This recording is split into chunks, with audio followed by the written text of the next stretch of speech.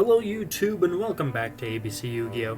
Once again, I'm your host, ABC, and today what we're going to be doing is covering part 1 of 2 about monsters. This one's going to be a more general overview on monsters, and then we're going to get into more specific semantics about monsters themselves.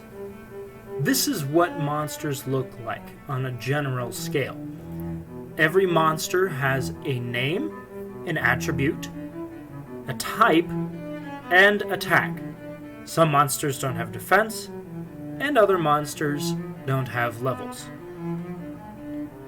Now, some specifics about monsters: they can go either in attack position or defense position. That just is the way that the card faces. Currently, how I have the card oriented on the screen is known as attack position. Other times, you have cards that are in defense position.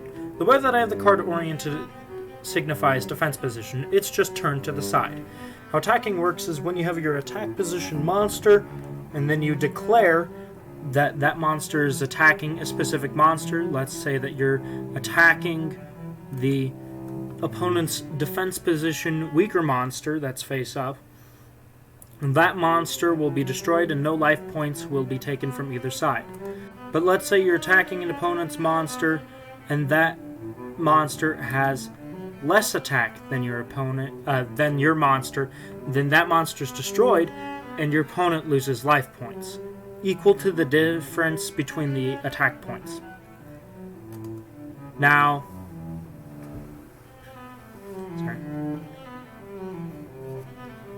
when a monster is put into defense position, it's not able to attack like it was before. It's able to be used as basically a wall to try and save your life points from other things. Now when your turn starts, you have one normal summon or set, and that's all based upon the stars in the top right hand corner of the monster. Between 1 and 4 stars, you're able to normal summon / set. That just means putting it face down in defense position. You're able to do that once per turn.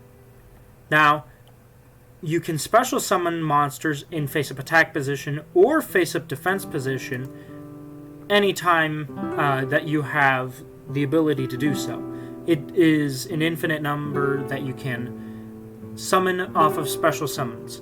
Now, your one normal summon set can go towards monsters that have a higher level, as in possibly 5 or 6.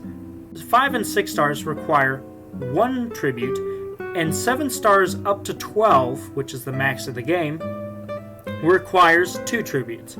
Some cards that are between 9 and up possibly might say that you must tribute summon this card using 3 tributes, but that's not for every monster. Now, some monsters in name are in what's known as an archetype. An archetype is when you have multiple cards that all have a similar clause in their name. In the case that I have on screen, it's gadgets. This also includes extra deck monsters and spell and trap cards. Spell and trap cards can be looser than the monster cards are due to the fact that they're spell and trap cards. They don't necessarily need to have the clause there. You can also have cards that are treated as other cards even if they aren't. The best example of a monster counting as another archetype of monsters without fitting inside that archetype is Summon Skull.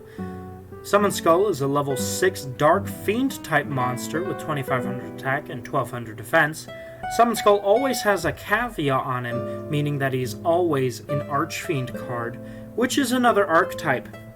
However, it doesn't state Archfiend anywhere in his name, which is where that would normally be designated. However, since Summon Skull was created before archetypes were thought up, they had to add it in later.